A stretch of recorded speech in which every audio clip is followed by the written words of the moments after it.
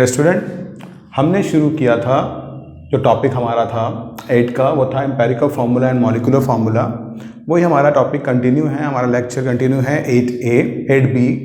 अच्छा, अब 8A के बाद हमने 8B शुरू किया है।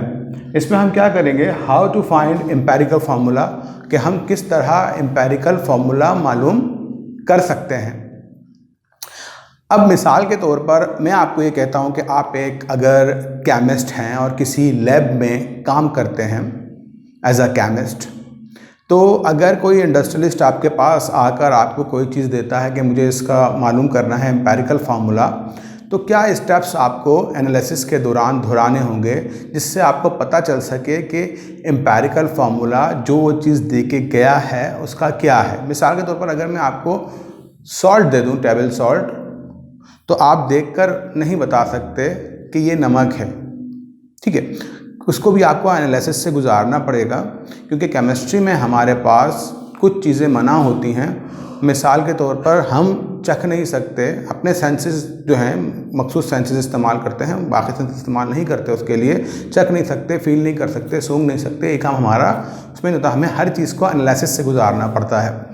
अच्छा, एनालिसिस क्या है कि हमारे पास सबसे पहला काम ये होगा कि जो भी वो चीज़ दे के गया है उसका हम एलिमेंट मालूम करें कि उसमें कौन कौन से एलिमेंट मौजूद हैं। कार्बन है, हाइड्रोजन है, ऑक्सीजन है, सल्फ़र है, क्या चीज़ें हैं, कौन से एलिमेंट। सबसे पहले तो एम्पेरिकल फार्मूले का मसला ये होगा कि आपको ये पता हो कि उसका एम्पेरिकल फार्मूले में एलिमेंट कौन कौन से हैं। अच्छा, एलिमेंट मालूम करने के लिए हमारे पास जो पहला स्टेप होता है वो है एलिमेंट डिटेक्शन का। और खुशकिस्मती से आपको एग्जामिनेशन हॉल में हम या फिर बोर्ड आपको मशीनरी या फिर इतने आलात नहीं दे सकता, इंस्ट्रूमेंट नहीं दे सकता। इस वजह से आपको इस टाइप के क्वेश्चंस में बता दिया जाता है कि कौन कौन से एलिमेंट आपके पास होंगे।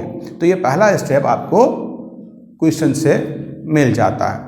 फिर दूसरा स्टेप शुरू होता है, वो दूसरा स्टेप है to determine the masses of element, कि एलिमेंट के आप मासेस मालूम करें। अब जो एलिमेंट आपको मालूम हो गए, मिसाल के तौर पर कार्बन, हाइड्रोजन, क्वेश्चन पढ़ लेते हैं एक दफ़ा। क्वेश्चन लिखा है अ हाइड्रोकार्बन, एक हाइड्रोकार्बन है, कंटेन्स, जो रखता है कार्बन 8 ग्राम, हाइड्रोजन 2 ग्राम्स, और इसका हमें एम्पेरिकल फार्मूला मालूम करना है। तो हमें पहला स्टेप पहले ही पता लग गया इसका क्वेश्चन से। हाइड्रोकार्बन यानी कि जो एलिमेंट जो हमारे पास कंपाउंड मौजूद है उसमें सिर्फ हाइड्रोजन और कार्बन है, तो इसका मतलब है एलिमेंट डिटेक्ट हो गया आपके पास। पहला स्टेप हो गया आपका कि कार्बन एंड हाइड्रोजन है, पहला स्टेप क्लियर हो गया। ये आपको हर क्वेश्चन जब भी आएगा इस टाइप का, इसमें ऑलरेडी आपको गिवन होगा, इसमें आपको टेंशन की बात नहीं है। अच्छा, अब इसके बाद आते हैं दूसरे स्टेप पे, to determine the masses of element. कुछ समझ जैसे ये भी आपका जो है काम जो है वो बेसिकली दिया हुआ होता है किसी ना किसी फॉर्म में क्वेश्चन में ही। अब मिसाल के तौर पर दोबारा क्वेश्चन पढ़ लेते हैं। अ हाइड्रोकार्बन कंटेन 8 ग्राम कार्बन, यानी कि मास कार्बन का दिया हुआ है कितना, 8 ग्राम, और हाइड्रोजन का भी मास दिया हुआ है कितना, 2 ग्राम। तो आपका सेकंड स्टेप भी यहाँ से हो जाता है कि आपके पास का मासेस क्या है, कार्बन का 8 ग्राम है और हाइड्रोजन का आपके पास 2 ग्राम मासेस है, यानी कि दोनों का मासेस टोटल कर लें तो टोटल मास कंपाउंड का कितना होगा, वो 10 ग्राम होगा, ठीक है। अच्छा, अब हम आ जाते हैं तीसरे स्टेप पर, वो हमारे पास है to calculate the percentage of element, कि आपके पास जो जो एलिमेंट्स हैं उनकी आपको परसेंटेज मालूम करनी है।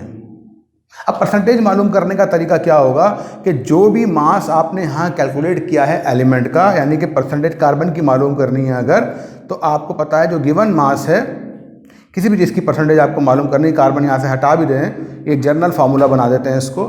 जनरल फार्मूला क्या है, गिवन मास जो भी होगा उसको टोटल मास से हम डिवाइड करेंगे और मल्टीप्लाई किससे कर देंगे, हम इसको मल्टीप्लाई किससे कर देंगे, 100 से कर देंगे, ठीक है। अब मिसाल के तौर पर हमने कार्बन की परसेंटेज मालूम करनी है, तो कार्बन की परसेंटेज मालूम करने के लिए हमने इसका मास कितना निकाला है, 8 ग्राम, टोटल मास कितना है 10 ग्राम, मल्टीप्लाई किससे कर देंगे, 100 से।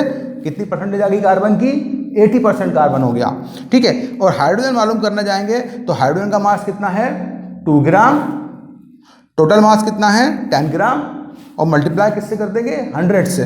तो हमें इसकी परसेंटेज मालूम हो जाएगी कितनी, हाइड्रोजन की 20%। तो हमें कार्बन की परसेंटेज मालूम हो गई 80% और 20% हमें हाइड्रोजन का भी पता लग गया।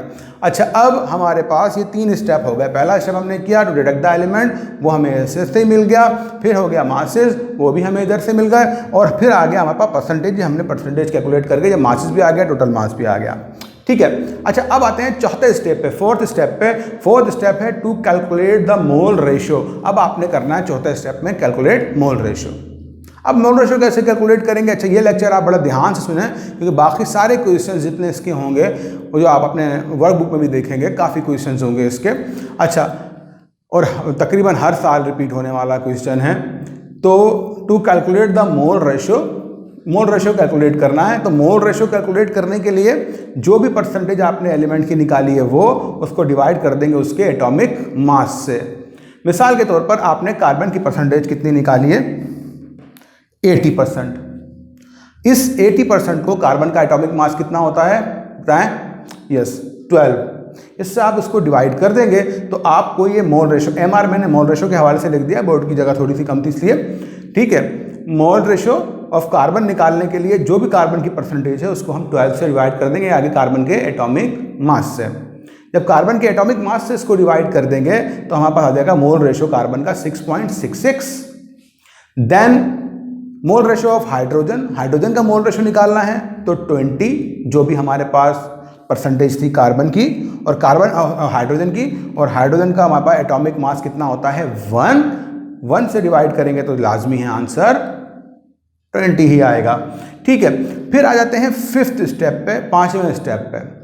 पांचवें स्टेप क्या है? To obtain the simplest ratio. किस तरह आप सिंपलेस्ट रेशियो निकालेंगे? एम्पिरिकल फार्मूले का आखिरी स्टेप आ गया ये।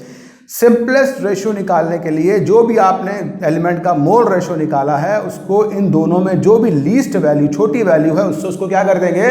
डिवाइड कर देंगे। किस तरह?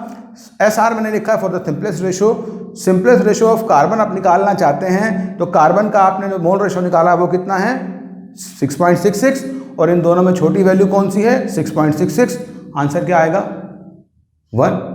ठीक है। अच्छा, सिंपलेस्ट रेशियो ऑफ हाइड्रोजन निकालने जाते हैं। हाइड्रोजन का मोल रेशियो कितना निकाला है आपने? 20 क्योंकि निकाला है तो 20, और इन दोनों में छोटी वैल्यू कौन सी है? वो है 6.66। तो 20 को हम 6.66 से डिवाइड कर देंगे, आंसर आ जाएगा अप्रॉक्सीमेटली 3। ठीक है, अब हमारे पास यहाँ पे कार्बन 1 हो गया और हाइड्रोजन कितना हो गया? 3, यानी कि कार्बन 1 हाइड्रोजन 3। तो हमारे पास ये इस इंफॉर्मेशन का हमारे पास सिंपलेस्ट रेशियो आ जाएगा, यानी कि एम्पेरिकल फॉर्मूला आ जाएगा। अच्छा, अब इस टॉपिक के बाद अपने ध्यान को बिल्कुल फोकस कीजिएगा, बार बार इसको समझने की कोशिश कीजिएगा जितने तक समझ में ना आए, क्योंकि ज़रूरी नहीं हर क्वेश्चन यहाँ से स्टार्ट हो। यहाँ से कोई क्वेश्चन यहाँ से भी स्टार्ट हो सकता है, परसेंटेज दे दें आपको, यहाँ से आप शुरू हो जाएं, ज़रूरी नहीं है आपको पिछला काम करना। हो सकता है क्वेश्चन आपको मोल रेशियो दे दिया जाए कि आपको यहाँ से क्वेश्चन स्टार्ट करना है, बाकी 2 स्टेप करने हैं। तो हर क्वेश्चन को थोड़ा सा वो अपनी तरफ से चेंज कर सकते हैं, लेकिन पैटर्न चेंज नहीं कर सकते। वो इसी लिहाज से ही आएंगे जब उनको पूछना होगा। बात समझ में आ गई है? क्लियर है? क्योंकि इसी की एग्जाम्पल्स मैं आपको आगे करवाऊँगा। आपको ये बात दिमाग में लाजमी क्लियर करनी पड़ेगी। Thank you.